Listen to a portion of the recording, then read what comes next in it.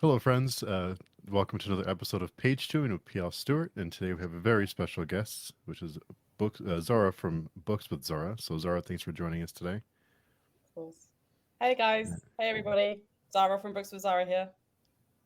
And PL, do you want to tell us about you and your books and uh, what you're doing here with me? Yeah, well, I'm honored to be the co-host of Page Chewing, a feature Steve and I started on his channel probably 2 months now ago, 2.5 months ago, where we interview wonderful creatives from the writing community, bloggers, writers, poets, whoever's willing to come on. I think pretty well. So, and we're honored that we've had such a great response and we've had such fabulous guests, and now we have even more with Zara. This is episode 9, so very excited about that. Yeah, I'm the author of the John Kingdom Saga. 2 books currently out in the 7-book series. The first one is The Drowned Kingdom, and the second one is The Last of the Atlanteans. I'm currently working on the third one, which is entitled Lord and King, which should be out sometime in 2023. So yeah, that's me. I'm also with Steve. I'm also a member of the wonderful Before We Go blog, which is currently one of the SBFPO judges. Oh, there's Angie.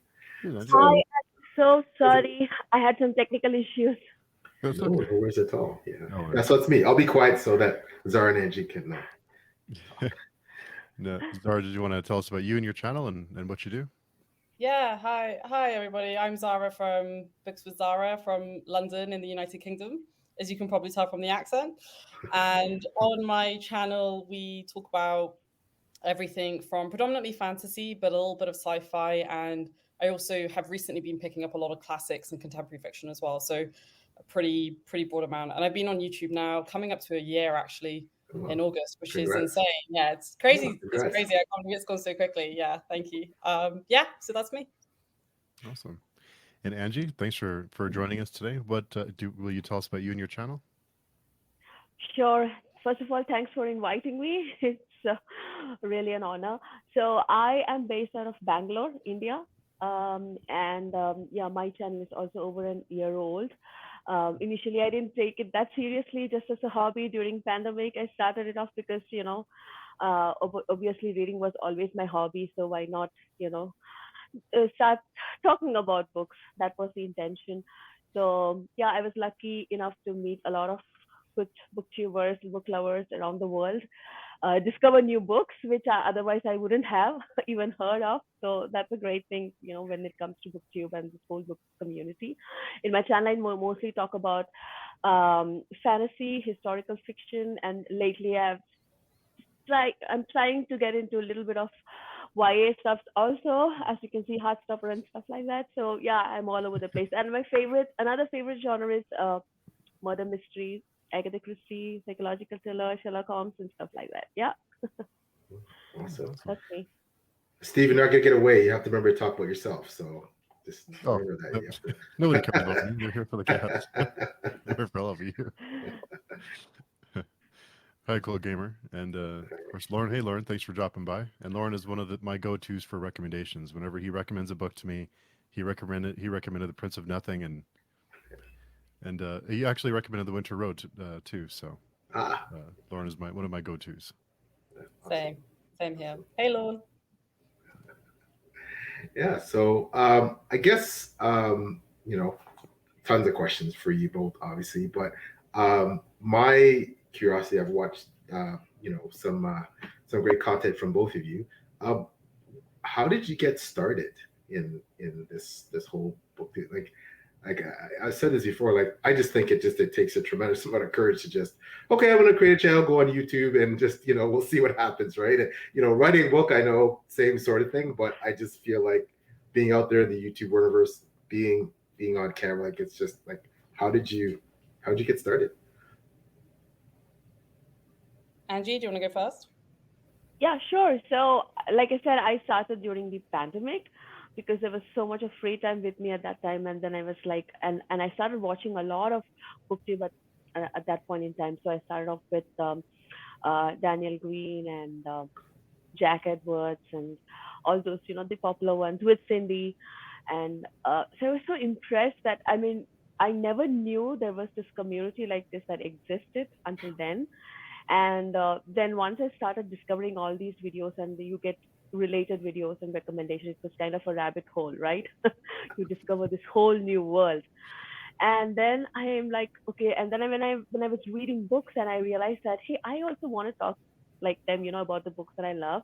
And unfortunately, I don't have many friends in real life who read, or at least passionately read, like me, or talk about books like the way they talk about TV shows or movies. So I thought, let me try it. I'm very much an introvert. I am. So very apprehensive in the beginning, but yeah, why not? At least it's not like standing on a stage and delivering a speech, right? So you have the option to edit and things like that. So yeah, it was intimidating, but at the same time exciting. I don't repent that I made that decision. I think, like I said, I discovered a lot of amazing, people from this community. So far, a positive journey. So that's how my journey started with Awesome. BookTube. Yeah, so for me, so I kind of discovered the rabbit hole of BookTube. I would say kind of a couple of months into lockdown in the UK. I Mm. came across a couple of people, and then I kind of went down the Discord black hole as well, where I discovered Oh, like 50, Discord. Oh, yeah, like 50 different Discords. And I probably should still leave a couple of the Discords that I'm in currently, because I'm just in way too many. And I really like the community. And to be honest with you, I had zero intent of creating my own booktube channel. It was kind of a spur of a minute thing, because my personal life is pretty much dominated by my work life, and because I work in a really kind of high pressured environment, and so I need something to take me out of that for a little bit during the weekend or during the week. And so, my one of my biggest passions is books, and the other one is video games. And I thought, how can I kind of take that passion and maybe translate it into something, into a community, into my own little community, I guess. And so that was really, just over 2 days I decided to do it. I didn't speak to anybody about it. I just thought, if I'm going to do it, I'm just going to do it. And then I made like a 4-minute intro video, and I just put it up, and I was like, okay, I guess I'm doing this. So bit more spur of the moment for me. Yeah. What have you both learned about yourselves through your time on YouTube, through editing and trying to convey your ideas? What have you learned about yourselves during this journey for each of you? I think for me, the main learning is that in terms of technical skills, of course, I had to learn everything from scratch. I didn't know anything at all, no live stream editing. So I, hogged a lot of YouTube videos, tutorials on how to do things. Lighting, I struggle still with lighting, and I didn't want to invest too much uh, money wise until there is attraction, or there are more followers or subscribers, but because it's just a hobby for me, so right. So it was very difficult to, what do you call that, find ways around all these technical skills, put out quality content, but at the same time, you know um, not stress myself over stuff. So yeah, I think that one thing is that, and second thing is, from many booktubers, what I learned is that a lot of them tell it's a very positive community, of course, and we tend to, YouTubers, we tend to fuss over numbers, subscriber numbers. Initially, it was like that, and I used to say, okay, my number is never going to grow, and I was so, there were days like I was so depressed, and but then the community is so positive, and they are always there with you, and there's a couple of them who tell, do not worry about numbers, just overcome that and just do what you want to do. And these are small things that I picked up from booktubers. They might be just some one or two sentences in passing that they might say during one of their videos, but yeah, those encourage me, because in life I'm like that, I'm very scared of goals. So I think booktube kind of, is helping me to get over that, and also the fear of failure. Like, it's okay if I don't get the subscribers, but I'm doing something that I love, right? So not to fuss over that. Yeah, same with me on the technical side. I mean, I've never done editing or anything like that. And just to preface, I'm not sophisticated by any means. I think I can do the bare basics, and that's about it on iMovie. So yeah, I think on the technical side, I've definitely learned a little bit. I think I could probably develop those skills a little bit more, and I'm definitely looking to develop that in the coming months and years. I think more on the kind of personal side. One of the things that I've noticed that as I've done more videos is that I've become much more confident and coherent in what I'm trying to say. So one of the things that two things kind of happened over the last kind of couple of weeks that kind of reinforced that for me. One was that one of my very, very early subscribers kind of reached out to me and he said, "You've got so much more confident in the way that you speak and the way that you present yourself, and I'm really proud of you." And I was like, "Oh, that's really touching." So that was kind of one thing. And then the other thing is that my videos have also got shorter. So I feel like I'm getting to my points a lot better and I'm not just kind of rambling like I do sometimes. So I think that's kind of cool. And I think it's also helped me kind of in my professional life as well. When I'm in meetings and I'm just trying to get points across, I just feel like I'm a lot more succinct, which I think is quite cool. And I did not think that was, going to happen, but it was quite a cool unintended consequence of being on BookTube. Yeah. What about you, PL? What have you learned since doing these streams? What have you learned about yourself? Well, I know less than nothing. I am simply leeching off Steve here. Steve, this is Steve's channel, and he's the big booktuber. I'm just an author. I was shocked and honored when he asked me to co-host. I think it came out of he interviewed me for his channel, and then we just started talking. He's like, hey, you want to do this? And I was like, I was blown away because he already had, quite the following and already had author interviews. He was doing all kinds of different great content that I admire, and I was like, okay, well, geez, you sure you want me? But it's worked out really well.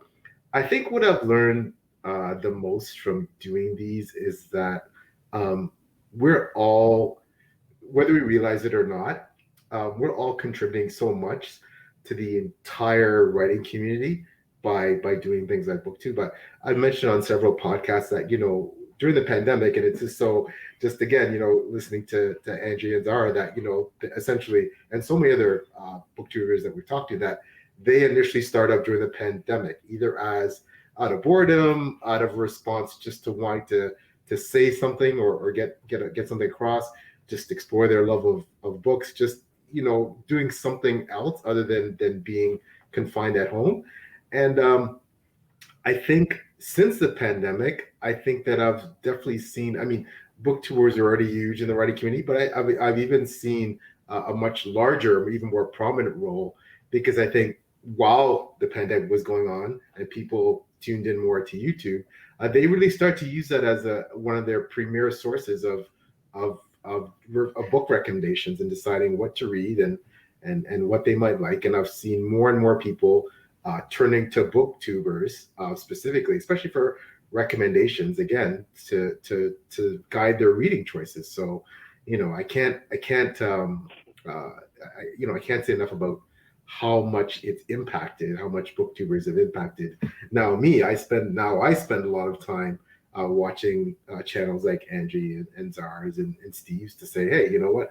Okay, Steve's, you got the Winter Road up there. Oh, okay, well, maybe I'll check that out, right? I do a lot more of that than I ever have before, right? Before was mostly, word of mouth from other authors, and just I see some really sexy cover and I take it that way. But now it's a lot more based on specifically BookTube recommendations. I watch all three of you. I watched the May Between the Pages, the Laura Lullabies, the Leo Petricks, the AP Cannabis. I watch all these booktubers now to see, okay, what am I going to read next? And that's a change for me. So that's probably one of the biggest things that I've learned. And Pax Panic. Hello, Pax. Thanks for coming. Pax. Hello, Joanna. Thanks for coming by and spending your Sunday morning, or it depends where you are in the world. We're all over the world, so I'm afraid to say what day it's every day. Book reading, coffee drinking. Hope everything's going well. Fantasy Babble, how's it going? And Ursi Sergey. Oh, Ursi. BookTube is such an amazing community. Not so great at my wallet. Very true. Yeah, I agree. I know another wonderful booktuber, Made Between the Pages, one of our good friends. You know, she always talks about FOMO when she sees. You know, I always love watching, like, you know, when all you booktubers, you have these. I have a bookshelf, but usually booktubers tend to have these elaborate, these massive bookshelves of all these covers, and like you just want it, right? You just, oh, I want that. You see something on Yes. the shelf, like, oh, I want that, and you know, I guess, like I said, it really influences buying habits, I think. You know, and especially when a booktuber is really passionate and hyping up a book, right? You know, like if you're, Mm-hmm. you know, whatever your and your favorite authors, like that, those are things that they're definitely starting to, like I said, influence me, right? So Yeah.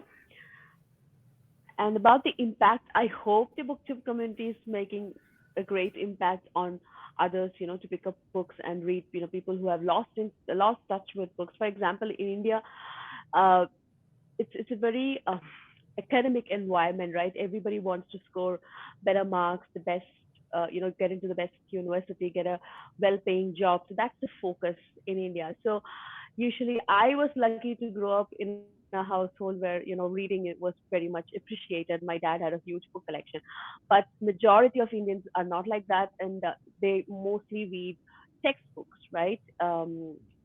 Whichever subject, and mostly it's science and maths. Basically, everybody wants to get into science and maths so that they can get better, well-paying jobs and stuff like that. So I have heard friends. I asked my friends, how come you never picked up the habit of reading? So they say that it's not that we never wanted to, but whenever we were children, and when we just pick up a book and read, like a comic book or children's storybook or novels, the parents will say that don't waste your time reading storybooks. Read your textbooks. So that's the kind of environment most of my friends grew up. So if booktube can somehow influence these people who wanted to read but didn't have the opportunity, or maybe when they went to higher studies, this happened with me when I joined engineering college. I completely lost touch with my reading habit. 4 years in hostel and no access to books, and of course engineering, you have so much to study, so you don't have time to sit and read novels, or all these things. So I hope it influences those people, to pick up the reading habits back up again. I call my university years where I basically stopped reading the dark years because I didn't read any fiction. All I read was philosophy books, and it was pretty depressing. I'm not gonna lie. Right? Yeah. Yeah. yeah, the escapism of especially fantasy, sci-fi, historical fiction. It's just, I mean, for me, you know, now that I'm immersed in it, you know, writing it, reading it, you know, watching it on YouTube. And I try to remember what my life was like before, you know, I was so involved in the community, right? I mean, I was busy, you know, I've had a busy life, raising a large family and busy career as well, you know, getting closer to retirement. But yeah, like now that I can't even imagine now, it's hard to remember where I was when I wasn't like, you know, okay, one of the first things I do in the morning is jump on, you know, say Steve channel, say, okay, what does Steve post? Just post, right? Or jump on Angie or Zara's channel, or Lana's channel, or you know, or Dom's channel. So yeah, it's really become part of my life, and I I think that now with you know, the especially with indie authors, and I do have some questions for both you specifically about how you feel about indie authors. Like, I think with the indie world, really game changing literature in general, not just fantasy and sci-fi, but I certainly can see the impact in fantasy sci-fi. I think booktubers are the ones that are really getting those under the radar, you know, indie books out into prominence, and I see that more and more. I see that with my book, which is definitely not my books are definitely not. I'm not a well-known author at all, but I see that with other authors, and you see, you know, a book tour say, hey, you know what, you guys have never heard of this book, but this is why I like it. You should really check it out, and you see the author, you know, start to get more sales and recognition. It really has been, you know, so thank you for what you all do in doing that. So that's you know, it's really helping, especially the indie authors, grow their readership, and yeah, so thank you for that.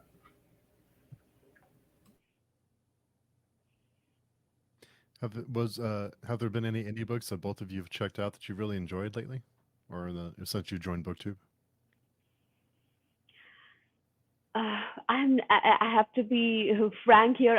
I don't read many indie books, not because I don't want to, but somehow I don't know how to discover them. Only when somebody, you know, one of the booktubers recommends, and they highly recommend it, I definitely pick up. And recently a couple of them reached out to me, are you interested in ARC, etc.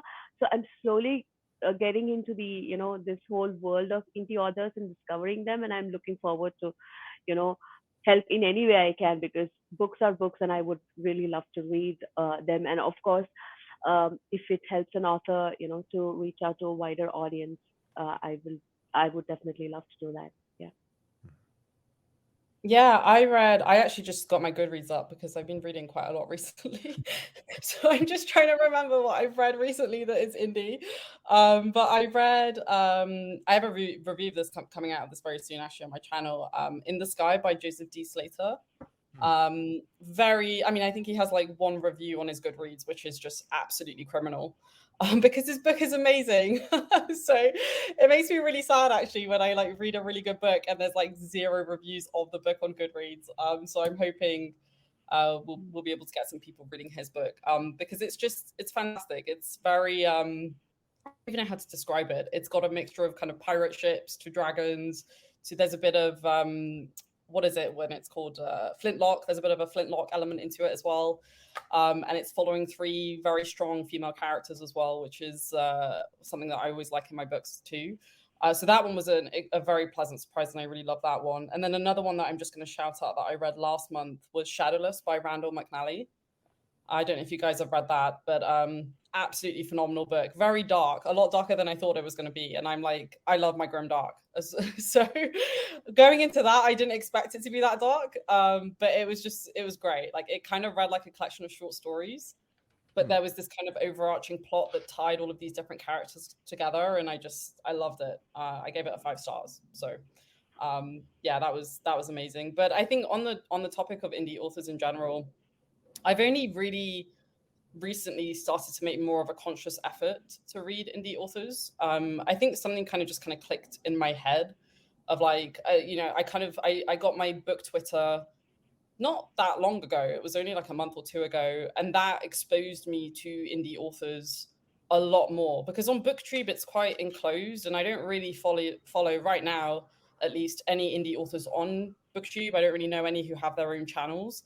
But then when I got my Twitter, I just started following some of my favorite authors, and then they were doing shout outs to indie authors. And then that kind of just went into its kind of own chain of events. And then I did this one tweet that got over like 600 people tagging other people for their indie books. It was amazing. Yeah, it kind of went semi-viral. It was crazy. But I had a lot of people interact with that. So I have this like master list of all these amazing independent authors, not even just in fantasy and sci-fi. So I'm trying to make a much more concerted effort to read indie authors, at least kind of one or two a month, and do a bit of a spotlight on my channel.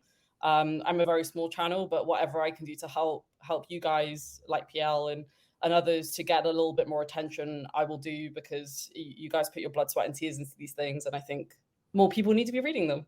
Yeah. Epic says that is such a good point. As kids, reading fiction was always discouraged as a waste of time. I also went through a point where I stopped reading, and the dark years is an apt description. BookTube really exposed me to indie books, and I'm so grateful for it. A lot of my favorites are indie now. Yeah. So, Steve, I have a question for you. And how do you discover all these indie? Because your channel, I've noticed you I think focus a lot on indie authors and promote them, and have buddy reads and read along. So, how do you discover these new authors? I think, like Zara mentioned, I've learned a lot. I've learned about a lot of them on Twitter, because they're everywhere. They really interact with everyone, and they all help each other. So if you are able to squeeze into that little circle, or at least meet a couple of them, or just follow a couple of them, it's like a spider web that just Mhm. I mean, it really spreads out, and you get to know tons of different people, and they talk about books they enjoy, not only their own books, but other books that they're enjoying reading, and it gets a little crazy. But also a lot of people in the comment section will recommend books to me now, so that's another way for me Mhm. to add to that never ending pile of books I have to read. But yeah, those but Twitter is a great place if you're looking for. I know Twitter there's good and bad there, but um, you know if you're there, just focus on the book stuff. There's a ton of books and authors that are to discover there. Yeah. Yeah, I would add for your benefit, Angie and Zara, that if you have not already heard of the self-published fantasy blog off SPFBO, run by Okay. Mark Lawrence, who I know you've both heard of. All right. That I think is a phenomenal Mhm. one-stop shopping to see some of some of the hottest indie uh, fantasy books. There's also a corresponding contest started by now another big author, Yu Howie, with the self-published science fiction. I don't remember that acronym, Mhm. SPFSC, that Howie runs for indie sci-fi books. Mhm. So, and that just started last year. So, but SPFBO, the current iteration is 8, so it's been 8 years running. But yeah, I think if you're looking for I mean, there's a lot of indie fantasy authors that don't enter, the fantastic authors that don't enter SPFBO, but it's become a really high profile and really, I think, really excellent resource to find great indie fantasy. A lot of the authors that are in SPFPO, they're part of that larger community that Steve was talking about. Where if you Mhm. start following one of them and you learn about their books, you'll just automatically get Yeah. linked to more and more and more. And Mhm. SPFPO is gaining especially notoriety because there have been cases recently where some of these authors are actually, and it's not the be all and end all. Mark Lawrence himself is very direct about this. It's not the be all and end all to be traditionally published for a lot of indie authors. However, a lot of indie authors, directly because of their involvement in SPFBO and the profile they attain there, they've gone on to get traditional publishing contracts because of the Mhm. big spotlight that's shown on them, and they've got to semifinals or finals or won it. And after that, a lot of them have picked up traditional book Mhm. deals. So I think it's a really good place to find. Uh, you know, I know Steve probably has something to add about SPFBO now that he's Steve's also a blogger with Before You Go blog, so he's Yeah. Yeah, that's also a great place to find, but is the list of not even finalists, but just people who enter, and just close your eyes and pick a couple, and you're bound to find something you'll enjoy. Yeah, there's list on list through Goodreads. There's list of SPFBO through Listopia, so that they're all categorized, so you can Uh-huh. actually look back through the last 8 SPFBOs and see all the books on Goodreads and just click. I like this, add it to my TBR. So Right. Okay. Thank you for that. And Joanna says, shout out to The Obsidian Path by Michael R. Fletcher and Legends and Lattes by Travis Baltrey, now picked up by Tor in the UK. I need to check out PL Stewart's book now as well. I'm honored. Thank you. Yeah. Yeah, a big. I know I won't inundate you Angie and Zara with Rex, but you'll hear a lot of these names tossed out. Michael R. Fletcher, phenomenal, Mhm. phenomenal indie writer. He was traditionally published previously, and now he's one of the biggest indie writers out there. So that he's a good place to start. Especially, I think, Zara, I know you like the dark stuff. Yeah, you'll love his stuff, man. I You'll love. have, I have quite a few of his books. I'm planning to get to a couple of them this summer because I just need to do it. It's criminal at this point. Sorry. And Angie, has there been a book that you've picked up after hearing about it on BookTube that you've really enjoyed that you wouldn't have picked up if you weren't on BookTube? uh, there are a lot. Um, but I think during my initial days, I never used to read YA before I got into BookTube. Hmm. Uh, so I got introduced to Lee Bardugo, and I read her Six of Crows duology, and I really enjoyed it. And I was like, okay, maybe I should try more YA, because for me YA was like Harry Potter, and I'm done. I'm like nearing 40, so it's not for me. But I think it's for everybody, right? uh, I think if you really want to enjoy it, yes, you can. At top of my head, um, yes, and then um, Wheel of Time. I'm surprised. Before BookTube, I never have heard of that book, Wheel of Time. So I discovered Wheel of Time, and I actually really enjoy. I mean, I haven't finished reading it, so uh, the books which I did read, I really enjoyed them. Hmm. And I discovered a lot of fantasy authors which I've never heard of, whom I have never heard of before. So yeah, these two comes into my mind right now. Hmm. What about you, Zara? But has there been anything that you wouldn't have read if you weren't on BookTube? Yeah, Wheel of Time is definitely up there. I'd never heard of Wheel of Time either, which is weird. But yeah, I never really came across that. But I'm like super early in my journey with that, and to be honest, I don't know if I'm going to continue at this point because I'm already frustrated, and I don't know if it's a good idea to put me through that much pain. So yeah, that's definitely one, and then I think a more kind of recent one that I've actually finished the original trilogy is the Prince of Nothing trilogy by R. Scott Baker, which I just absolutely fallen in love with it. I finished the last book, A Thousandfold Thoughts, like 2 weeks ago, and I still can't stop thinking about it. Just absolutely incredible world, so rich. And yeah, it's I'm really excited to get to the Aspect Emperor Quartet, I think it is, the next kind of iteration of what Baker's written. But yeah, that I'd never heard of it.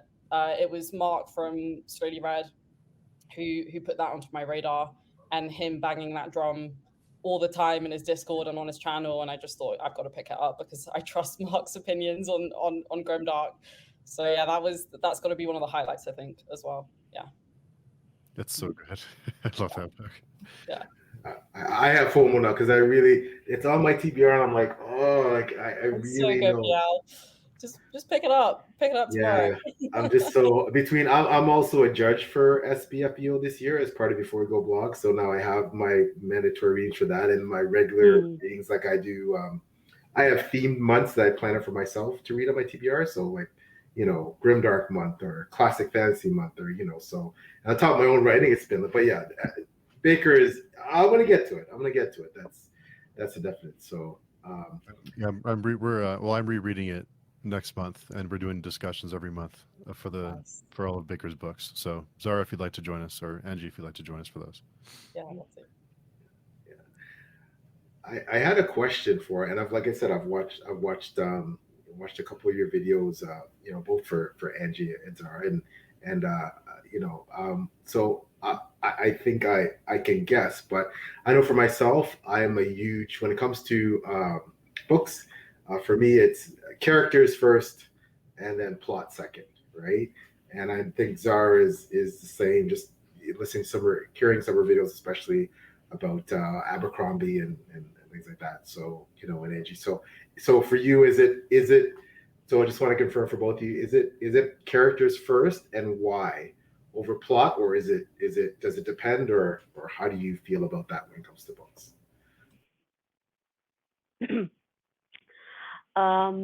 For me, I think plot is important, but if the characters are dry, then it doesn't work. So I think it's a nice balance for me. But you might have the best characters in, but if the plot is not going anywhere, if it is too slow paced, or then I will lose interest. So for me, I think I will put plot first, and then then if it is nourished by really deep characters, like you said, like it's interesting that you mentioned Abercrombie, because that's when I started realizing that how well a story can be told through character driven narrative. So yeah, that's when I started the First Love series. So yes. Have you finished it, Angie? No. No. Go finish it. I committed myself foolishly to so many other buddy reads that my TBR is a mess. Don't even ask me. Yeah, so I'm like a diehard Abercrombie fan, so that's why I just. But yeah, for me, it's always characters. You can have a really weak plot. I don't really care as long as your characters are compelling. You pretty much got me. You got me hooked into the book. I think the reason why characters are so important for me is that I generally. I mean, I think for any of my kind of top rated books, or the books that I continue to go back to, I can almost always find a part of myself in the characters that in the books where the characters that I've really enjoyed. I can always kind of find a little bit of myself in them, even in the really, really, really flawed ones and the morally grey ones. I think that's why I kind of gel with those characters the most, because they're realistic and they kind of represent either parts of myself or parts of people that I know in my own life, which I quite like. I quite like having parallels to my books, to my real life, which I know for a lot of people, it's actually the complete opposite. They like to be completely transported to a new world. I'm not really like that. So yeah, I think characters, you could have like the most amazing plot in the world, but if your characters are really boring and dull, Yeah. I'm probably going to stop reading after a couple of pages. Yeah. And Sebastian had a comment. Since I discovered BookTube, I can hardly keep up with all these excellent books, indie and otherwise. Thanks for everything you do. Yeah, it is tough to keep up. I can relate to Angie because it's the TV artist is like I can commit to the read, and then it's like I can't. There's no way I can do this. There's only so much time in the day. Todd Reed says I loved Legends and Lattes, but I can't wait to read Obsidian Path series and Beyond Redemption by Fletcher. Beyond Redemption. That is, wow. And he says, added a giant Kindle to my Goodreads team. Oh, The premise sounds I'm honored. Nice. Thank you so much, Tom Reed. Great audiobook. No, thank you, sir. Thank you, sir. Oh, yeah, that's right. You're reading it, Steve. Thank you. Yeah. I might live under a rock, but Malazan was put on the radar because of Same for me. I'd never heard of it, and then like everybody was like Malazan, and I was like, oh, okay. Yeah. It's just that, and I think it was on the no, sorry, it was Steve's. It was your Friday conversation, Steve. I think where we were with Epic and Taylor, and I posed a question that I was messaging in about gatekeepers and are the books you feel that you're obligated to read as a booktuber, because everybody says, oh well, if you don't read so and so, then you're not well read. I'd love to pose that question to both you, Angie, and you, Zara, that are there books as a booktuber that you feel like, books or series you feel like, if I don't read this series, then I'm not as the authority that I purport myself to be? Or I mean, how do you feel about this whole gatekeeping thing and about certain books, whether it's Mazen or Baker or Abercrombie or Lawrence or N.K. Jemisin, or your writer that goes, wow, you haven't read so and so, like what are you doing? Like, do you feel that way sometimes? No, because I only read what I want to read, because I mean I look at Goodreads, I check out the summary. If it is something interesting to me, I will, and I start reading halfway through. If I don't find it interesting, I at least if it's a book series like a trilogy or 4 books or whatever, 15 books, I will try to give it a chance. Like at least one book I will finish no matter what, and see if I need to continue or not, because there is no point in committing yourself to a 10-book series if you're not enjoying it. It doesn't make sense, to be a part of the hype. I don't want to do that. I think that is reasonable. I don't know, but till now, I was lucky. Whatever recommendation that I took from BookTube were all excellent, like Abercrombie or Wheel of Time or Malazan, everything. So yeah, I was lucky that way because I got all good recommendations. Yeah, same here. I don't really feel that pressure. I like to read what I like to read when I like to read it. I think the only series where I feel a little bit embarrassed that I haven't read it yet, and I'm going to be rectifying that very soon, is The Lord of the Rings, which again, I think is just like a crime at this point. But I think that's more self-inflicted than anything, because I love the movies so much. I listen to the soundtrack in my daily life. Like I'm so engrossed in the world that it's actually just crazy that I haven't picked up the books. But I think outside of that, not particularly. I kind of just like to read what I like to read and hope that other people like to read those books and chat about them with me. Yeah, it's a great soundtrack. I listen to it when I'm writing, kind of as inspiration. That's one of the soundtracks that my go-tos. That the GOT soundtrack. There's a couple, but Lord of the Rings is that's a great soundtrack. Yeah, you like that one, Angie? Yeah. It's, yes, I love GOT. All the soundtracks. I just love them. Yeah, really, so really one example of books that I mean, the trendy ones or the hyped ones is like Stephen King. I know he's a well-loved author, but somehow horror in general is not my genre. But I tried. I gave it a try many times, multiple times. I just cannot wipe with his writing. But it's ironic that I love his Dark Tower series. Like I just love the series, the fantasy science fiction series Dark Tower, but the horror genre I just cannot. So I read even the Billy Summers one, which was the latest release of Stephen King. Just didn't like it. Sorry. So why waste my time if I know that I'm not going to like something, right? So yeah. Fit to be read says one of the most rewarding things in BookTube to me is when someone reacts to an indie book review with an intent to buy the book and give it a go. That's a great feeling when someone says, or when someone comes back and says, "I read that book that you talked about and I really loved it." It's like a natural high. What do you guys have you both experienced that before? Yeah, I love it when that happens.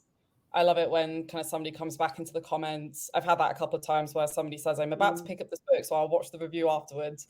And then they'll come back a couple of weeks later and they'll tell me that they really enjoyed the book. It's great. I think it's always nice to find things that you have in common with people. We live in a world where I think differences like to be emphasized, and I don't like that. And so I think when you we all love books. We're all here to talk about books and something that we love. So I love just focusing on those things that garner a really positive experience for us all. So it's always brings a smile to my face and it kind of reminds me why I'm doing BookTube, even though I sometimes have that little bit of pressure that I put on myself that I need to be getting reviews out and I need to be doing new content and all of that nonsense that we put on ourselves. But it makes it worth it. What about you, Angie? Have you had that? Have you had someone come back and tell you that they loved a book that you talked about? Yeah, a couple of times actually. Again, like I said, my friends who do not read much, so they picked up some books that I've been like really pushing through my channel. Like in all my book tags, or whenever I mention some favorite books of mine, which I talk to them, and because they are not that in touch with reading as such, so I try to put in some easy ones like light reads as well in my recommendations. So they've come back and told like Six of Crows. I've been telling everybody and anybody I meet, who is not in touch with reading, just pick it up. It's entertaining. Books can be entertaining too, because in India, mostly all the literary festivals, they focus on literary fiction, right? So fantasy is not as popular as literary fiction. It's not all serious reading, I would say. So a lot of them, my friends, they come back to me and say, "Hey, we didn't know that there is this whole new set of genre like this, where you can." Of course, they know about Game of Thrones, but that's it. Their knowledge of fantasy starts and ends, right? Because of the huge popularity of the TV show. I mean, well, was it Amazon? No. Um, yeah, because of the Game of Thrones shows. So yeah, they are now slowly at least trying to understand that reading can be fun. It need not be serious, like always, like how you go to literary festivals and all these snobbish academics that start sitting and talking about books. It can be fun too, right? So I'm sure that through my channel they are discovering other booktubes also, booktubers also, I'm sure. So yeah, hopefully for them also it becomes a rabbit hole and they become readers. And Epic says the Drunk Kingdom sounds so epic. I consume lore and mythos of Atlantis and to confess some conspiracy theories about its existence and civilization. I'm so read this. What is it about? Where is Steve? Where you probably know, where is Epic? Where is he? Is he in the U.S. or? He's in I believe he's in Canada, I believe, in the Pacific time zone. Oh, he's in probably Vancouver, that area. Epic.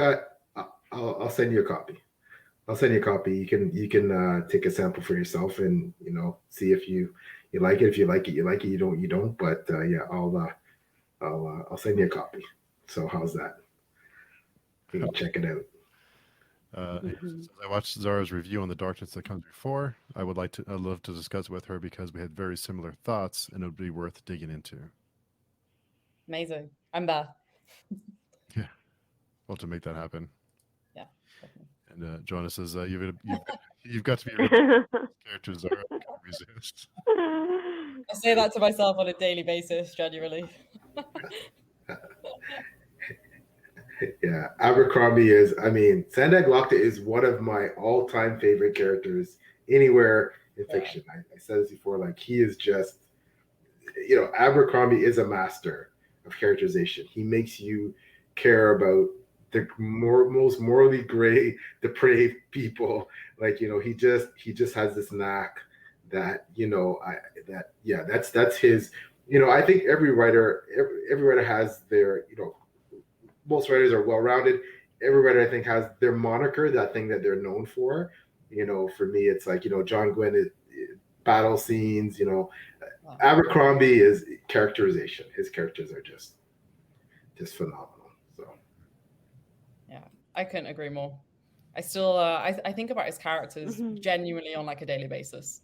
Like that's how like present they are in my mind. I mean, not necessarily like, I do sometimes actually think like, what would Logan do in this situation? I don't know if that's a good way of of like thinking about my life, but yeah, it definitely comes in now and then.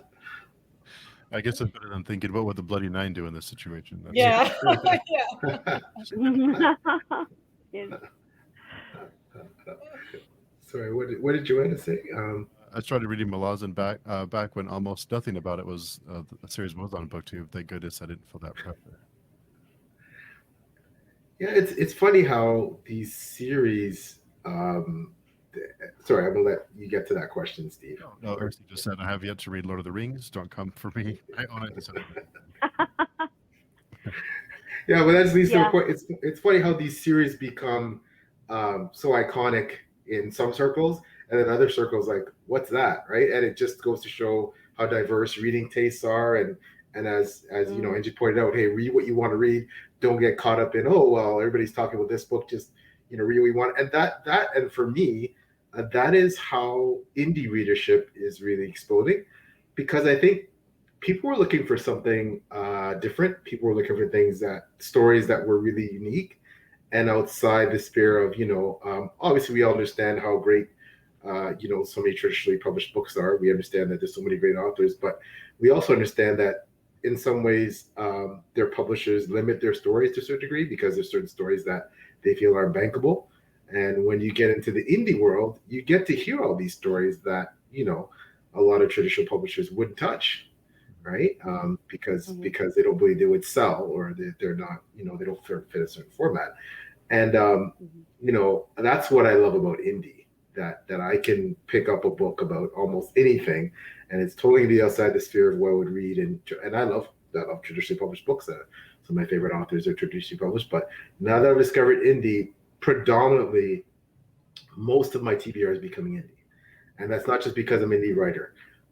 And the other side of that too is that I think for you, especially Angie and Zara, as you're discovering indie authors, and Steve mentioned, the biggest indie authors, they're accessible, man. You can DM them or send them, and they'll get back to you. Right. You invite them on your channel, they'll come. Like there's no typically. I mean, some indie authors have agents, but typically there isn't an agent standing between them. There isn't a big publisher. They're a lot more. They don't have certain restrictions.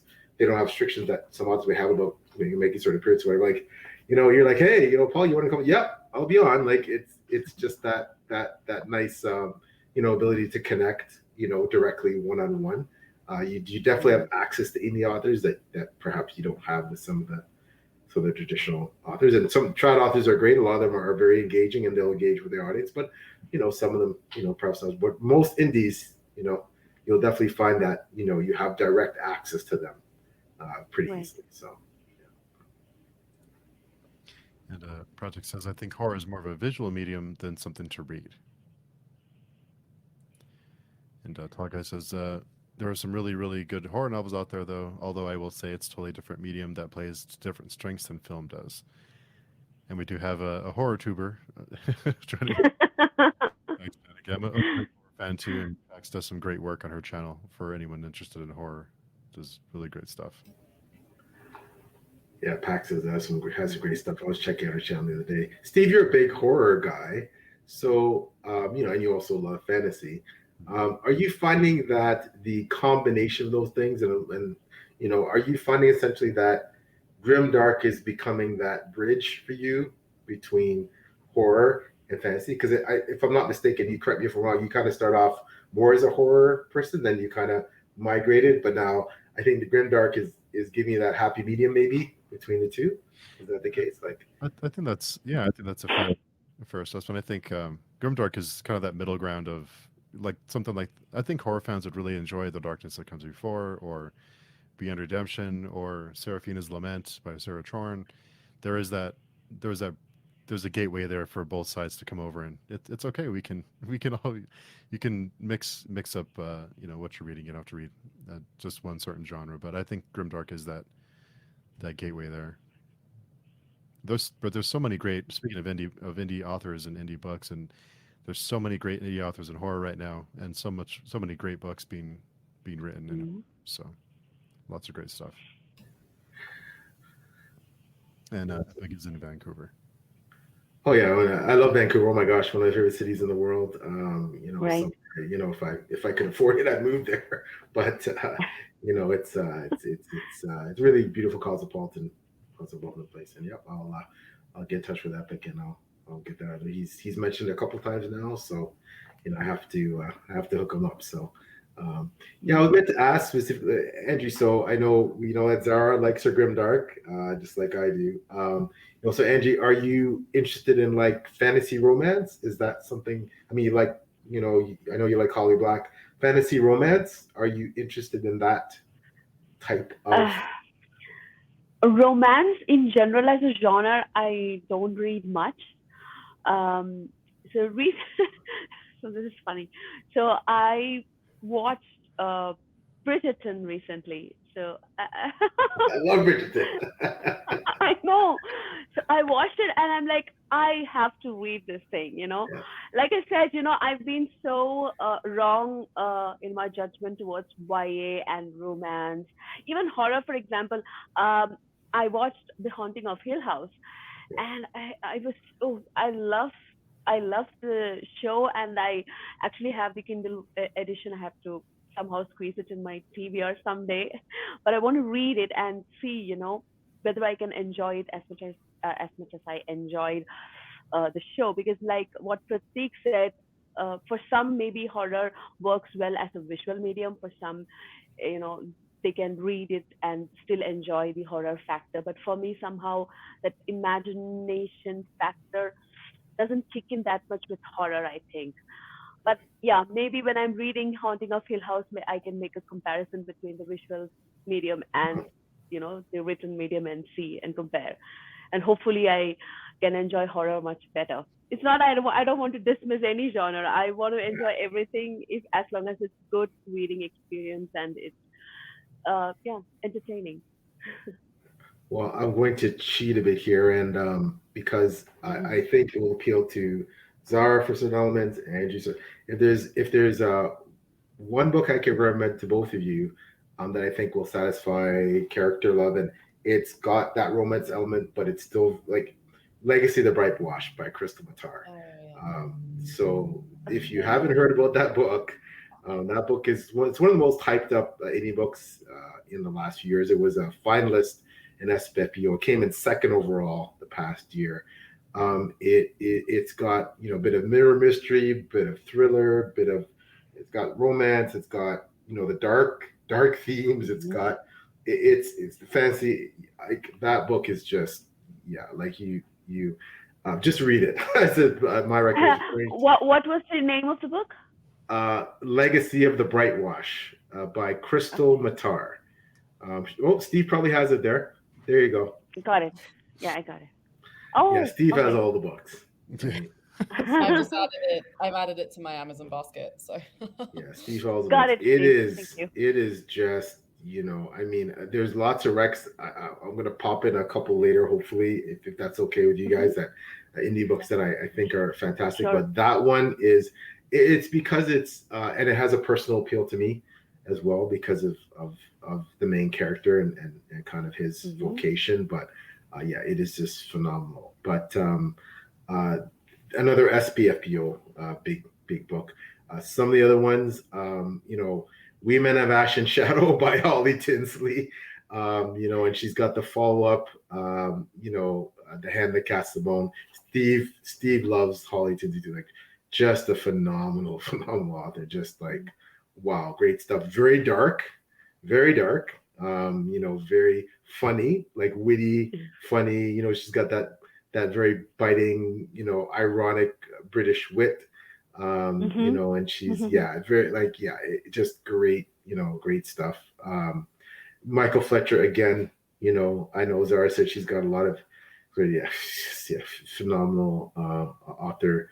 You know, Tim Hardy, he has Hall of Bones and Sundered Souls, more Norse type inspired world, but again, he's, you know, fabulous author. Bjorn Larson, he wrote Children, and he's got this really funny Pratchett-like series, Wild and Drinks. It's all Norse based. Again, you know, great, phenomenal author. Jacob Sanek's Dark Oak.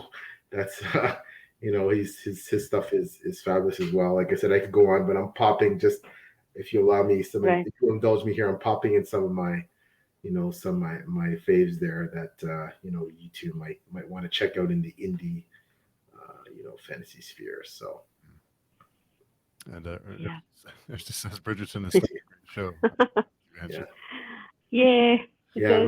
My wife and I just binge watched the second season. It was awesome. Oh, I love second season. Yeah, it was awesome. It was awesome. Yeah, it was awesome. I can't wait to see where they're gonna go next. So yeah, it was it was definitely it was awesome. So I like my stuff. Yeah. Do we have any plans in any of the channels that we are you know, in touch with for indie author readathon or something like that? Maybe that might help, you know. There are quite a few. So I know that Lana Laura Lullabies. I'm not sure. So she participates in a big indie readathon, and there's a lot of indie authors are involved in that. Check out her channel or DM Lana. She's got all the info on that. Of course, there is Indie August, which I know a lot of YouTubers kind of now as a matter of course they participate in it, so they typically devote a lot of their TBR to indie books in August, and there's a lot of different like almost side indie August, you know, TBR stuff going on then. So check that out. You know, there's if you guys have questions about indie stuff, DM Steve or I, and you know, we'll definitely, you know, we can hook you up probably with somebody who knows, you know, especially in terms of the books that you might be interested in. And again, you know, follow the authors and you'll be talking to them directly. That's like we're very accessible. So. And that's this comment just kind of thinking too. Okay, I'll buy Bridgerton. Seriously, I hear about it all the time, but I have zero clue. So. Bridgerton is awesome. It is essentially based in a Victorian. It's like an alternate Victorian English style historical romance fiction, right? With a really diverse cast, which I love because there's so much representation in the cast, and it's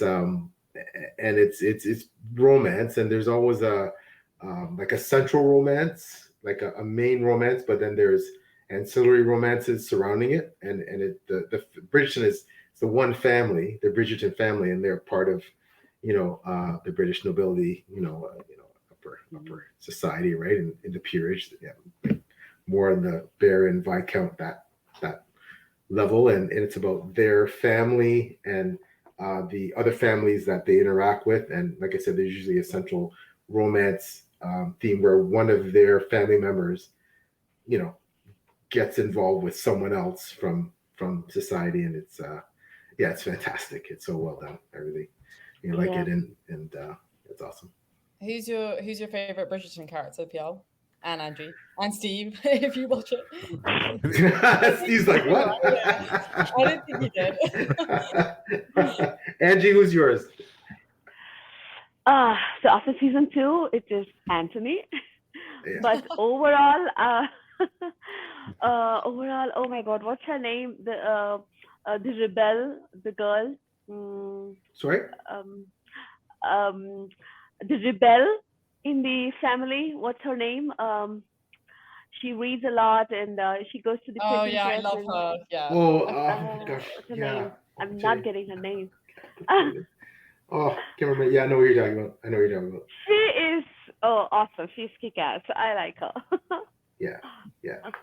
Mine is probably Lady Danbury. She's just, she's just like a boss. Like she's just a boss, and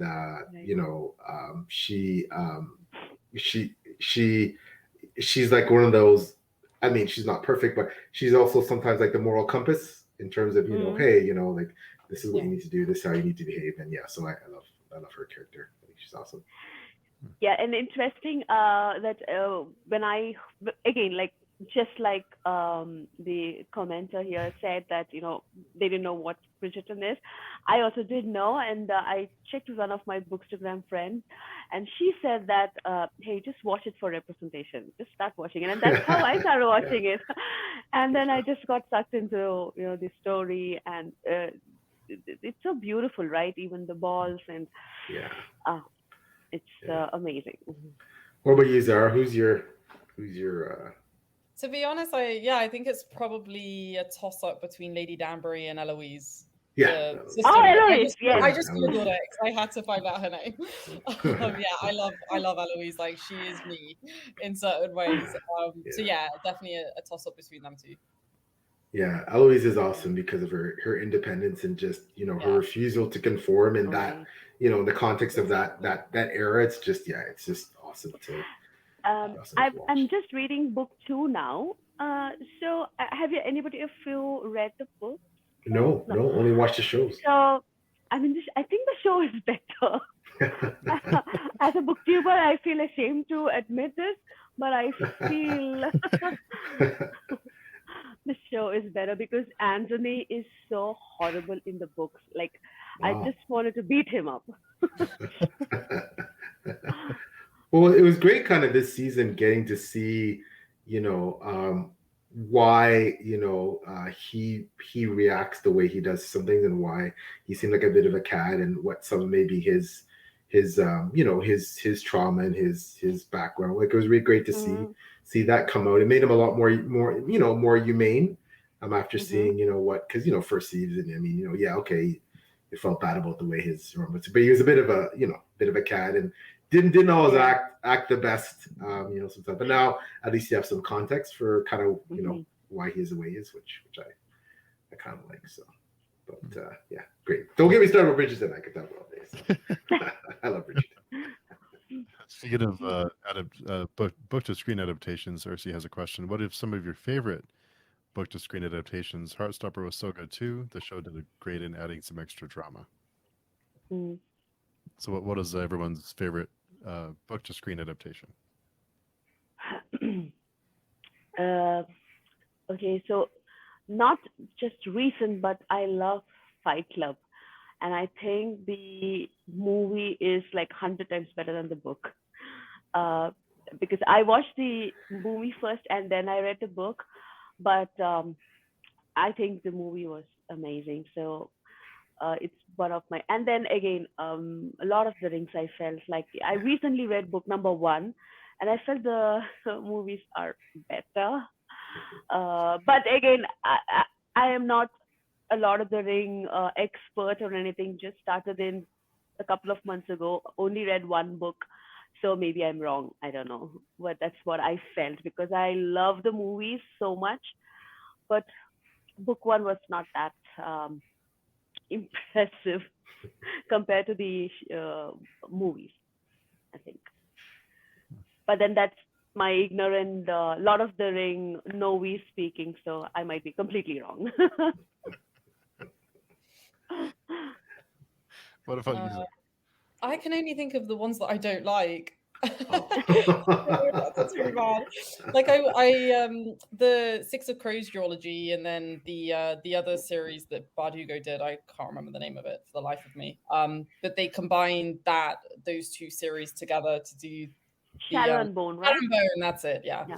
They combined that to do the Netflix series, which I really did not like. I really like the Six of Crows bits. And I wish we just had the Six of Crows bits because I love that duology. It's one of my favorite duologies that I've read in a very long time. So I was really disappointed by that. And then I can't really. I mean, The Godfather. I watched The Godfather recently, which I watched 1 and 2 pretty much back to back, which I don't recommend. By the way, it's a lot. They're very long films, and it's a lot. But it was an experience. It was the first time in a long time where I've watched a movie, and I'm like, wow, that was an experience, and I actually came out of it like learning something interesting about the human condition. So that was cool. I love that, and I read the book like quite a long time ago, probably when I shouldn't have been reading that type of book, to be completely honest. But I'm actually hoping to do a reread of it so that to see kind of how they actually compare, because I forgot bits of it in the book. But that was a joy to watch. Yeah. I gotta say, A Song of Ice and Fire / GOT. Like, I mean, although all the issues with the last season and a half aside, I mean, there's nothing like that I before or since on TV that I've cared that much about characters on the street, right? Like I was so invested in so many of those characters. Watching, like, I just couldn't look away, and that's rare for me when it comes to television. I mean, I've watched The Witcher, was pretty good. I've enjoyed it so far. I've liked it. I did like more of the historical fiction side. I'm a big Bernard Cornwell fan. I do love his books, the Last Kingdom series. I did really enjoy that. But when it comes to GOT was just it's just on another level. And like, I'm so stoked for House of the Dragon. I can't wait. And it's coming out next month or so. Soon, I think. Yeah, soon. And the fact that it's going to be about and because I have Blood and Fire in my shelf, that period of history with the Targaryens and Civil War. Like, I'm just totally stoked, and I'm a morally gray character. I love that, and Daemon Targaryen is definitely, he's going to be the kind of the protagonist of House of Dragon. He's a very, very, very morally gray character. So bring it on. So right. We should have some nice discussions about that then. Yeah. It's a series I really need to finish reading. I read the first 3 books and then I just stopped. I really need to read it. Yeah. Do you think he will finish the series? No. Don't say that. Whomever I ask, they say they know. No, he's done. After what happened with the TV show, he's done. He's on to doing other things and consulting on other. Yeah, he's done. We talked about that on. So Steve, myself, again, Lana, Laura Lullabies, Taylor from Maybe Between the Pages, and Zamil Akhtar. Oh my gosh, I'm sorry. How could I forget? I'm sorry. I have to mention Zamil Akhtar's books as Indie Rex, Conqueror's Blood, and Gunmetal Gods, and I have his novella Death Rider. He is phenomenal. He writes a Middle Eastern inspired world. It is lush, beautiful, dark.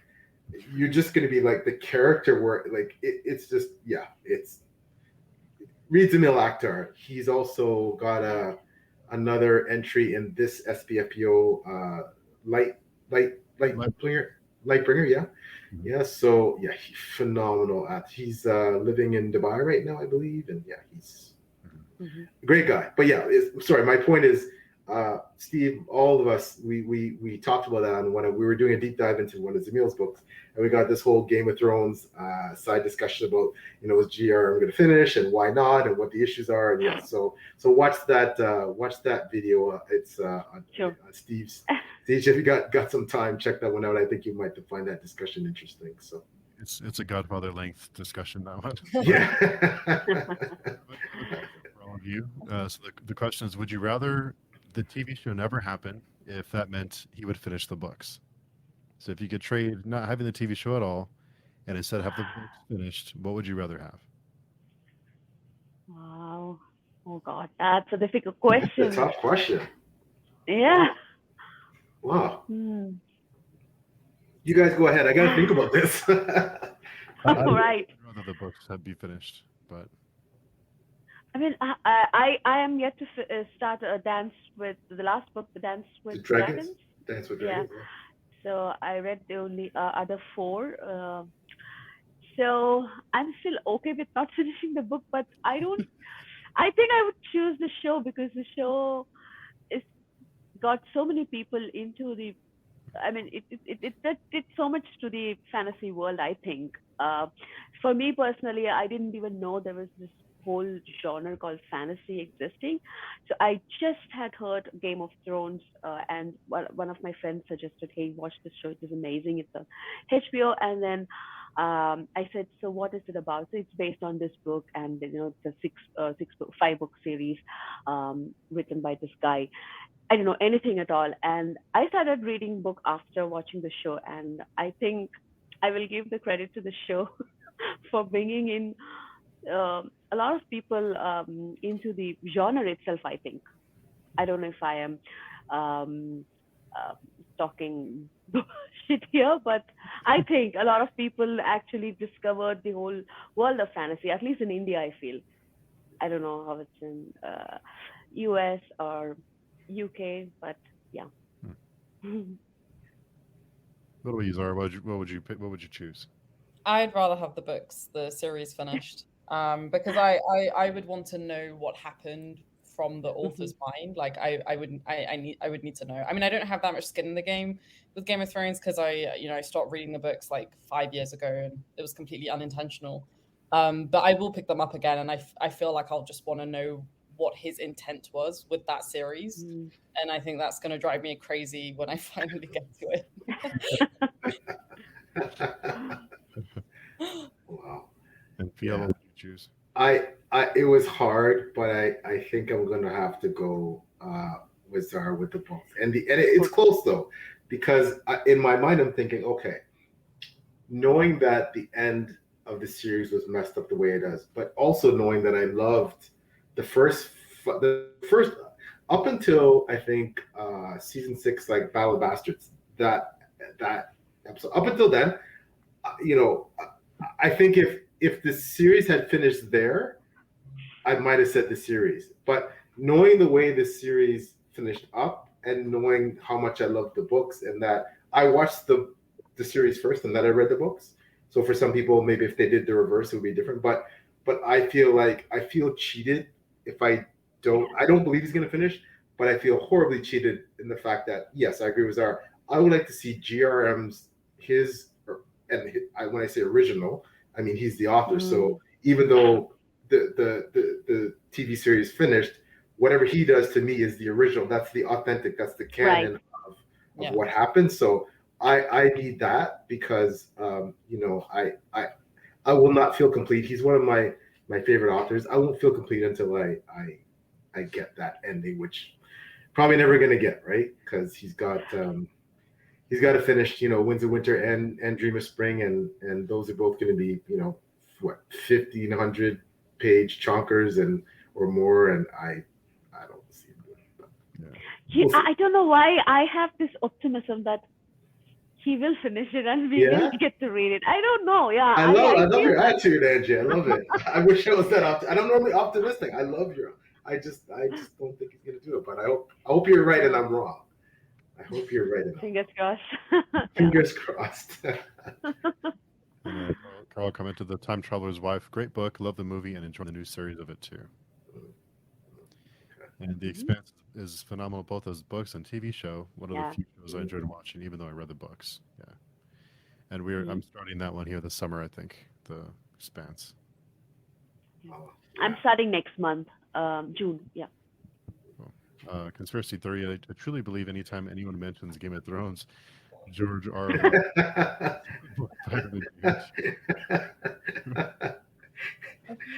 Yeah, we're putting all this pressure on these writers, Patrick Rothfuss, I'm like, oh, when's your next book? Like, and meanwhile, I think it was I loved it was Bookborn, Zach Argyle's wife, another great self-published fantasy author, Zach Argyle. His wife Bookborn is another great booktuber, and she did a video about, do these authors owe us as readers? Do they owe us finishing their series? And no, frankly, I agree with the fact that they don't. And as an author myself, I think, of course, I'm not GRM, but I can only imagine what it must be like to know that there are literally millions of people that are waiting to see if you do something, anything. Right. Like, every time George R. R. Martin puts out a tweet or a post or something, people are like, is he talking about finishing? Like, I can't even imagine what that's like, right? That people are glued on it everywhere to see, is there anything about, like, if there was a tweet, an announcement tomorrow that he actually finished, he's like, hey guys, guess what? I was kind of keeping it from you. I finished. It's being published on this day. People lose their minds, right? Yeah. I mean, obviously it's going to be preemptive, #1 bestseller in the world, and everyone will just, line up for But yeah, that must be crazy. The pressure, yeah, must be insane. And plus the reception the TV show had, the conclusion of the TV show. If that was what he planned to do, he's probably second guessing himself now. Right. I was thinking the same. Maybe he's rewriting his ending.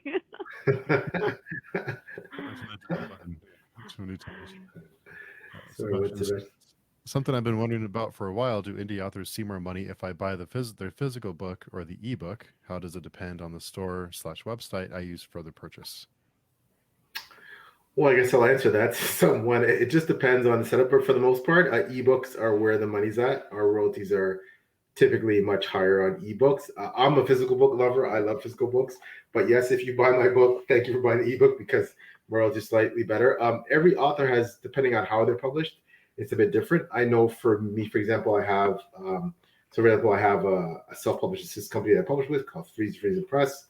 If you buy directly from Friesen Press, my royalties are highest there. And the only other higher royalties is if you bought from me directly, you want an author signed copy, for example, I'm like, hey, so then I have author signed copies that I sell. That's where I make the absolute most money. But Amazon, just to give you a comparator, for me, and everybody's comp is different to some degree, but on a $30 book, I'm getting about $2, right? So if that gives you an idea about how profitable it is to, don't tell your kids to grow up to be indie authors if they want to do that as a living. But unless you're Will White or someone like that. Yeah, like and again, everybody's comp package is different. There's so many different brands of publishing. There's hybrid publishing where, for example, the author gets zero-sum royalties, but zero-sum advance. They don't get an advance for their books. However, the royalties are very high.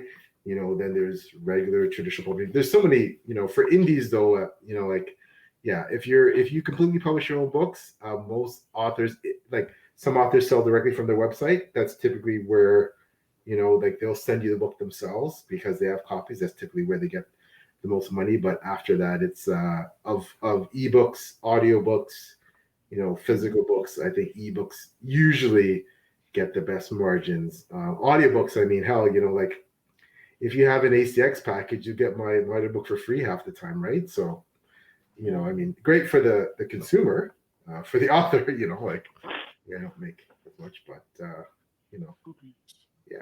yeah. Steve put out. I don't know if Zara, if you and Angie have watched this. Steve put up an awesome and this is one of those questions I have to get out for both of you. Steve put up an awesome video, very, very candid and very, transparent about monetization for YouTube. Yeah. And I don't know if you've both seen that. Yeah, I watched it. Yeah. But I was actually shocked at when and it was Steve. That was an amazing video, and I started watching and realizing that's it. That's all you could make for and thankfully you have people who are very very altruistic people who donate it. But I mean, it's like wow, and like you said, Steve. Obviously, some of the booktubers with really large sub lists, will make more. But I'm just like, that's it.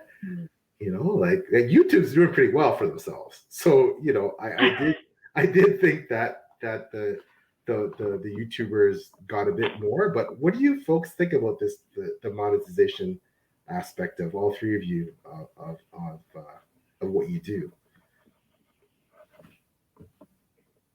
I have no idea about monetization, but yeah, I was also surprised that it is the way it is. I thought they earned a lot, but like I said, I don't know if it piles up, like you put in 100 videos and then you get over time it keeps on piling up, and then your revenue from it increases over time, maybe.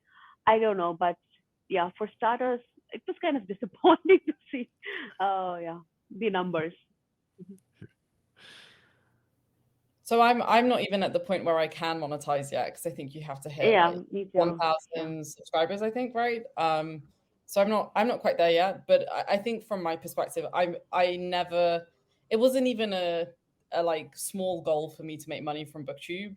I just do it because I love doing it. If I make money from it, sure, but it's not really something that's ever really factored into kind of my motivations. But I do think it's really interesting how.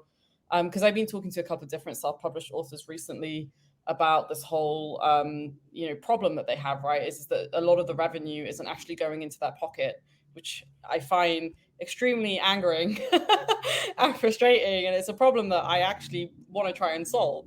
But more on that another time. But another really interesting use case of this is Spotify. So I think a lot of people think that musicians who publish their music on Spotify probably get a lot of money, but in fact they get maybe 10 cents per completed play of their song, which if you're somebody who's maybe got a couple of thousand of plays, it's barely anything. So I think monetization in general for the consumer is generally quite good for the end person who consumes that piece of entertainment or that piece of content. But for the individual who's actually doing the creation, unless you're one of those people who's maybe got 10 millions of subscribers or hundreds of thousands of subscribers, then I don't think you're necessarily going to be in a position to be able to create your own kind of livelihood off of it. But then I think for a lot of us, I mean, like I can only really speak for myself. I don't do it for that reason. But there are people who do want to build their lives off of it. And I think especially in the realm of publishing and self-publishing, I want to try and be a part of the solution, at least to try and help you guys, because it makes me really upset. Actually, I find it really upset to hear that what you were just saying, PL. It like breaks my heart that you get $2, like about $2. It's just, that's madness to me. Oh, thank you. I mean, I get, again, on an ebook, if the ebook is $8, I might get 5 or 6, so that's much better. But it's just, and everybody has different packages. Amazon is largely the gatekeeper for most of us, and we're kind of at their mercy. Where and then again, traditional published authors don't necessarily have any better. They get the advances, that's the thing. But now more and more in the industry, there's more and more zero-sum advances, and while some people are getting even bigger advances, some people are getting smaller. The industry is really changing. It's in flux there with the trad authors, but essentially, a lot of trad authors, their books don't earn out, and if they don't earn out, sometimes they don't get their contracts continued, and that's the real tough part about the trad world. Like, my books will stay up, but unless Amazon changes its business model, my books will stay up on Amazon forever, right? As long as I want to keep them there. But a traditionally published writer, they can get their books pulled off Amazon, they get their books pulled out of physical bookstores if they don't sell. So I mean, the whole industry is for again, as you aptly pointed out, Zara, for the writers, it can be a bit of tough sledding unless you are in that upper echelon, of writers. Brandon Sanderson has nothing to worry about in terms of his monetization, but there's a lot of us that but again, like you, I do this also because I love it. I do have a regular job, but I mean, I write because I need to, right? I want to, and I'm definitely not in it for the money, right? So the money's great, it's really nice, and I do, that's part of it. Can be motivating. The sales can be motivating, but the sales are more for me about readership. I want people to hopefully like my book and read it, and but yeah, it is expensive to be an indie author. It's not cheap.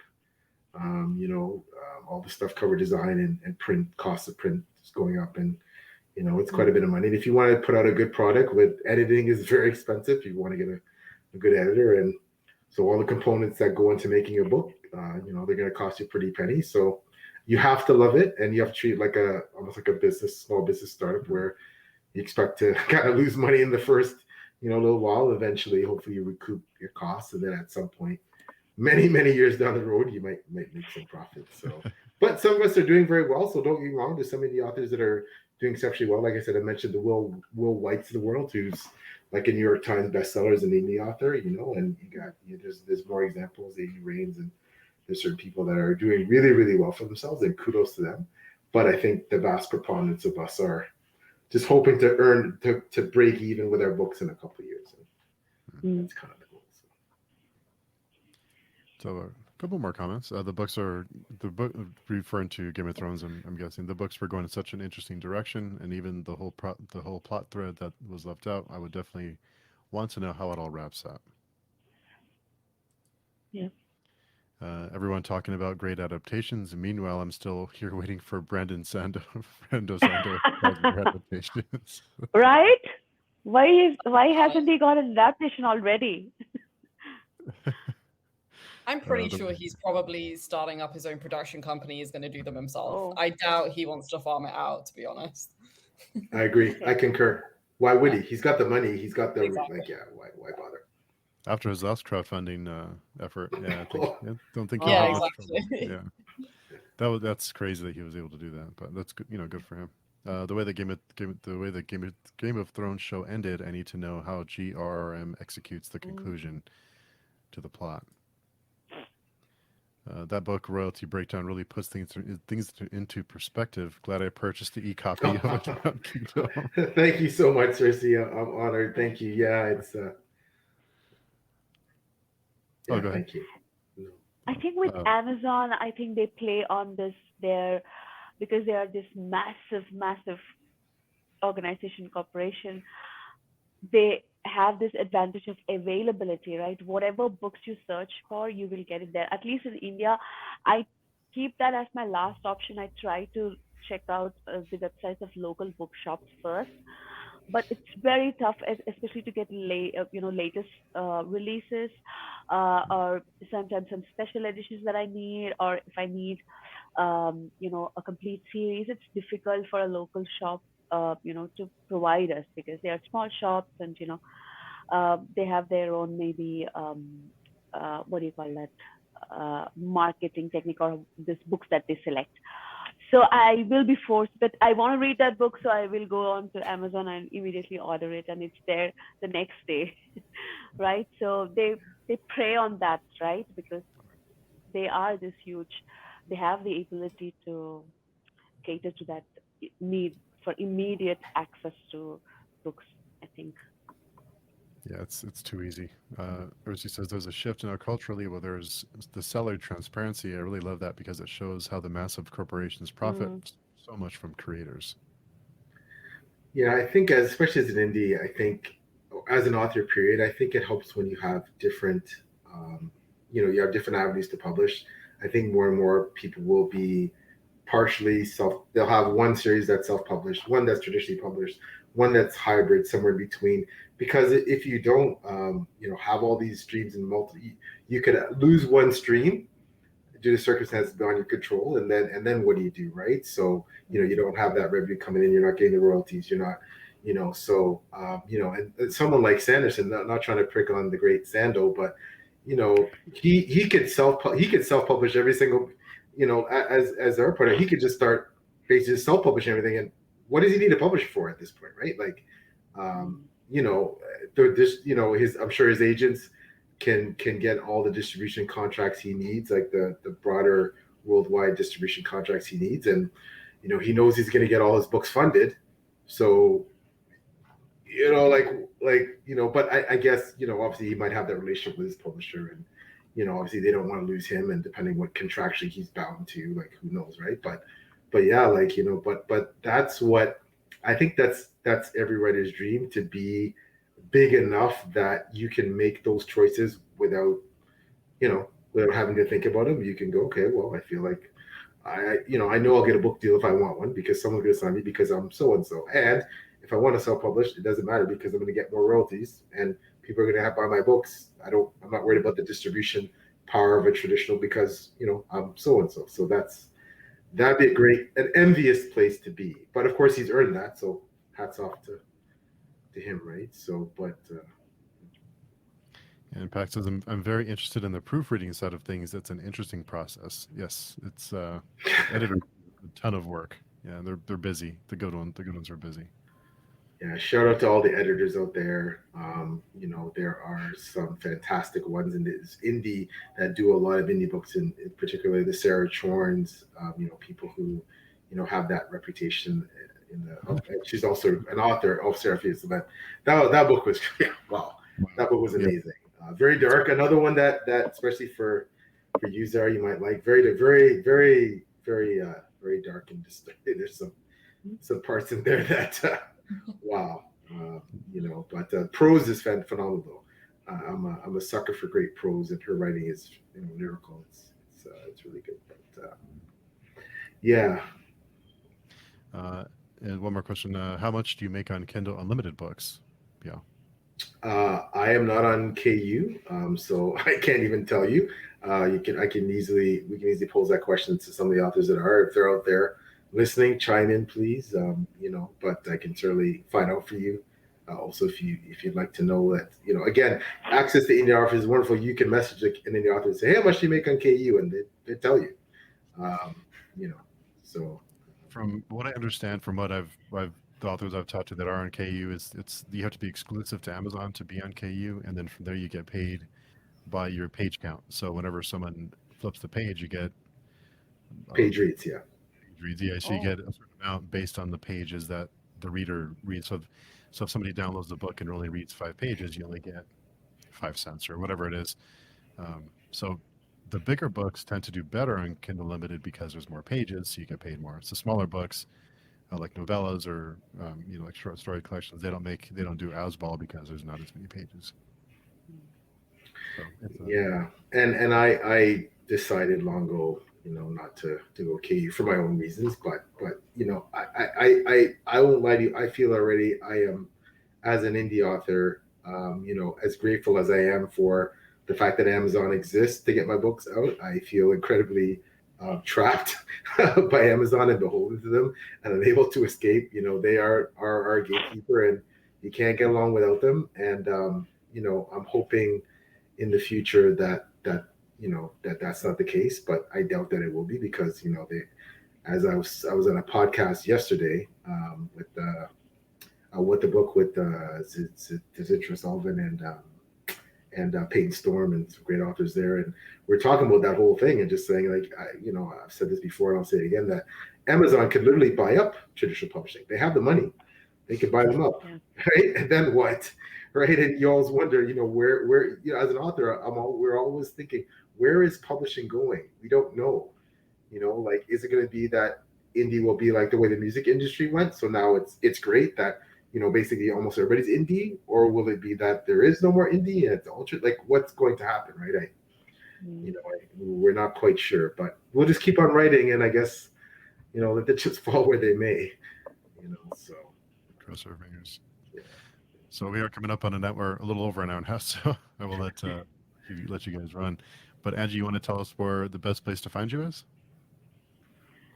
Oh yeah, sure. So of course you can comment in my YouTube under my YouTube videos, Bookaholic BrownNymph, and under the same name, I have a Bookstagram account, so DMs are welcome there.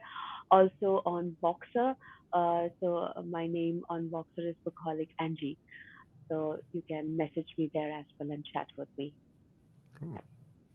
Zara, was the best place to connect with you? Yeah, I have obviously my channel and then Twitter and Instagram as well. Best place is probably Twitter though. I've kind of become addicted to it recently with the booktube community on there. So yeah, probably the best place. And I'll leave all those links down below. And PL, where's the best place to find you? Yeah, like Zara said, I'm all over Twitter. That's mostly where I am. I do have Instagram and Facebook, but predominantly as most people know. I need to start using Twitter more. I don't. Yeah, come to the dark side. Come on, Yeah. come on, Angie. Yeah. It's Twitter's so awesome. overwhelming, I feel. I mean, I find it very difficult to find my way around Twitter. Yeah. Well, there's people here to help But you. I will. Yeah, we're but I here to will. help you. So if you come aboard, we'll Sure. welcome with open arms and get you connected with all the. So yeah, but mostly Will do. Twitter. My website www.plstuart.com. And but my DMs are always open. You have a question, you want to talk about writing, you have a question about my work, or you have a question about anything that I can help with, just message me. My DMs are open. So Awesome. And Steve? Oh, you can find me here, of course. Or on our forums, we have a calendar and blogs and other stuff at pagechewing.com, or I'm on Twitter, Steve Talks Books, and Instagram, but I don't really get Instagram, so I pop in once in a while, but it's like why am I wasting my time on this? But no, so it's one of those things. But yeah, the best place is here on YouTube, probably. So I want to quickly shout out again. I didn't make clear for the blog site. So www.beforewegoblog.com. That is the blog led by the incredible Beth Talbot that Steve and I are both part of. And so if great content reviews, it's a really fantastic place to learn about books. If you want a book resource about recs and things like that, we publish reviews, and we have some members that are exclusively booktubers, and they put all their reviews out on booktube. So and then some do it on Goodreads, and some do only post on their website. So yeah, great resource Before We Go blog, and check out all the other blogs that are associated with SPFBO, FanFi Addict, all of the other great blogs, and great resource for indie and traditionally published books in fantasy. So if you're looking for recs, I wanted to say that. So thanks again to all of you for coming by to chat with us, and of course Zara and Angie, thanks for taking time out of your day to come and shoot the breeze with us for a few minutes. Really appreciate it. Thanks for having us. I really enjoyed it. Yeah. Appreciate it. Thank you. Thanks, Steve, and thanks, Stuart. You're welcome. Thanks everybody. Have a good day. Bye.